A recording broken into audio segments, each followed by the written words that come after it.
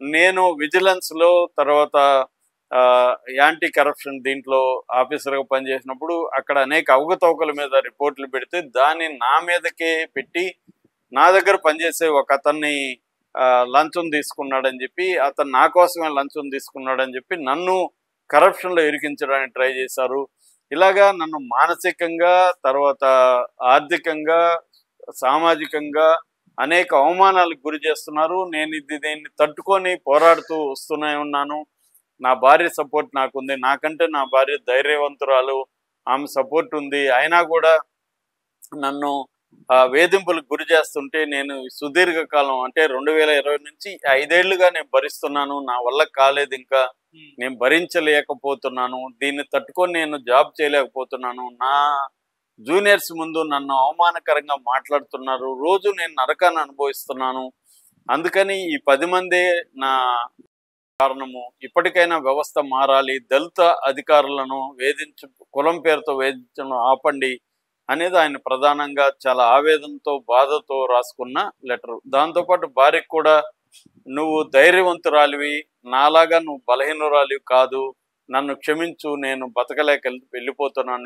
నిన్ను పిల్లల్ని బాధ పెట్టి వెళ్ళిపోతున్నాను. అయినా నాకు నమ్మకం ఉంది నువ్వు ధైర్యవంతురాలు. పిల్లల్ని కూడా నీలాగే ధైర్యంగా పెంచు వాళ్ళని అనేది భార్యతో కూడా ఆయన విన్నవించుకొని తను క్షమాపణ చెప్పి దాని తర్వాత ఆమె కాల్స్ తీయకుండా రివాల్వర్ తీసుకొని కాల్చుకొని చనిపోయాడు. సో ఇది ఇప్పుడు ఆమె కంప్లైంట్ ఇచ్చినా ఎఫ్ఐఆర్ తీసుకోలేదు. ఎందుకంటే ఫస్ట్ పేరు డీజీపీనే ఉంది. ఒక డీజీపీ మీద సాధారణ పోలీసులు ఎఫ్ఐఆర్ చేయడం అనేది జరగదు. సో జరగలేదు. దాంతో ఆమె నేను శవాన్ని పోస్ట్ మార్టంకి ఇవ్వను, నేను దహనం చేయను, ఎఫ్ఐఆర్ నమోదు చేయడం వరకు అనేది ఆమెకు గట్టిగా కూర్చునింది. దాంతో సీఎం నయాబ్ సింగ్ సైని హర్యానా సీఎం వీళ్ళ ఇంటికి వచ్చాడు, ఆమెను పరామర్శించాడు.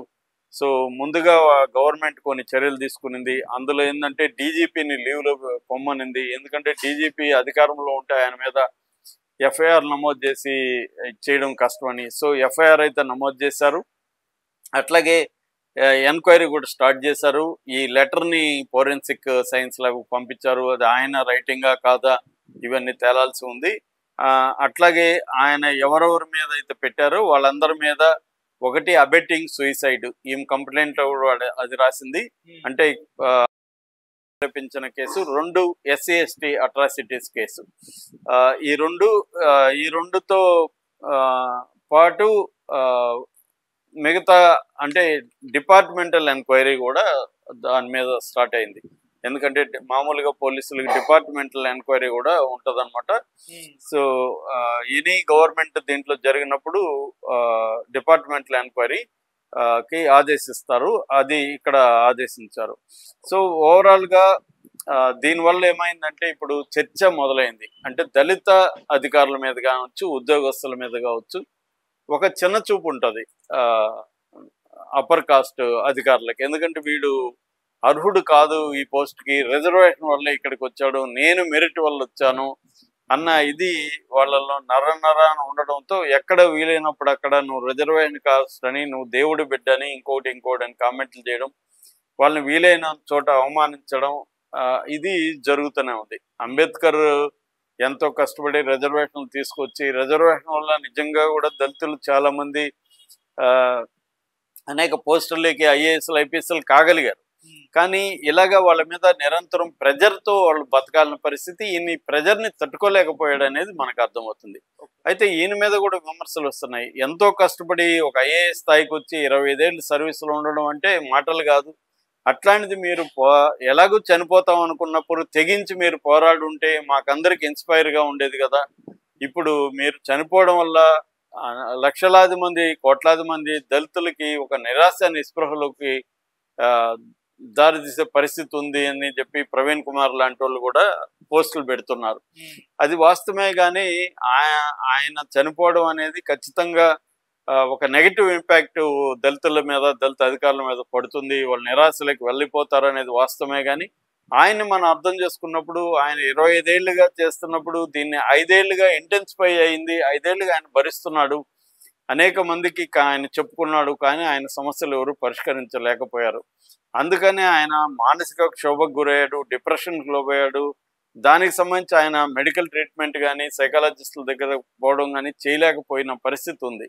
ఎందుకంటే ఇప్పుడు సైకాలజిస్టులు కూడా ఏం చెప్పగలరు, ఈయన అనలైజ్ చేయగలరు. ఆయనకున్న ఆ కండిషన్ని తీర్చేయకపోతే ఆయన కోలుకోవడం కష్టం ఎప్పుడైనా. ఓన్లీ సైకాలజీ మనిషికి మాత్రం ఇస్తే సరిపోదు, ఆ ఎన్విరాన్మెంట్ అవన్నీ కూడా చేంజ్ అవ్వాలి. అది చేంజ్ అయ్యే పరిస్థితి లేదు. ఈయనకేందంటే అప్రధానమైన పోస్టుల్లోకి తీసేస్తున్నారు. ఇప్పుడు కూడా పోలీస్ కాలేజీ దీంట్లోకి ఆయన ఇన్ఛార్జిగా వెళ్ళాడు, ఐజీగా ఉంటున్నాడు. ఆయన కావాలనే ఆయన హ్యూమిలేట్ చేసి ఆ హ్యూమిలియేషన్ని సంవత్సరాల తరబడి తట్టుకోలేక ఈ ఆత్మహత్య చేసుకున్నట్టుగా మనకు అర్థమవుతుంది. ఏదేమైనా ఆయన పోరాడి ఉంటే బాగుండన్న ఫీలింగ్ అయితే అందరికీ ఉంది. కానీ దాన్ని పక్కన పెట్టి విక్టిమ్ బ్లేమింగ్ అనేది పక్కన పెట్టి ఆయన ఆత్మహత్య చేసుకోవడానికి దారితీసిన పరిస్థితుల్ని చర్చించి దాన్ని మార్చడానికి ఏం చేయాలనేది ఇప్పుడు అందరూ చేయాల్సిన పని. దీన్ని రాహుల్ గాంధీ కూడా గట్టిగా ఈ ఇష్యూని తీసుకున్నాడు. సో ఈ ఇష్యూ మీద హర్యానా ప్రభుత్వం కావచ్చు, మోడీ ప్రభుత్వం కావచ్చు, ఏ స్థాయిలో వీళ్ళ మీద చర్యలు తీసుకుంటుంది అనేది ఇంపార్టెంట్. నాకు తెలిసి జనరల్గా ఏం చేస్తారంటే నీరు గార్చేస్తారు. ఇప్పుడు లీవులు ఇవ్వమంటారు, అది చేస్తారు, ఇది చేస్తారు, ఎంక్వైరీ అంటారు, సిట్ వేస్తారు, ఫైనల్గా ఏమీ తేలదు. అందుకని ఈ దళితుల మీద ధైర్యంగా ఎందుకు చేయగలుగుతున్నారంటే వాళ్ళకి తెలుసు మనల్ని ఏ న్యాయస్థానాలు ఏమి చేయలేవు, ఫైనల్గా మనల్ని సేవ్ చేస్తారు. ఎందుకంటే అధికారులు వీళ్ళనే కాపాడతారు, వీళ్ళకి మద్దతు లభిస్తుంది, వీళ్ళకి బంధువులు ఫ్రెండ్స్ ఉంటారు, పై స్థాయిలో మేనేజ్ చేసుకోగలరు వాళ్ళు ఆ స్థాయికి వెళ్ళినప్పుడు. ఇప్పుడు ఈమె పోరాడాలి. ఈమె ఒక పక్క ఐఏఎస్ ఆఫీసర్గా ఉంటూ ప్రభుత్వంలోనూ ఉంటూ ప్రభుత్వానికి వ్యతిరేకంగా పోరాడడం అనేది ఆమెకి వెరీ వెరీ డిఫికల్ట్ అయిపోతుంది. కాబట్టి ఓవరాల్గా నాకు తెలిసి అయితే న్యాయం జరగదు. కానీ జరుగుతుందా లేదనేది చూడాలి మనం.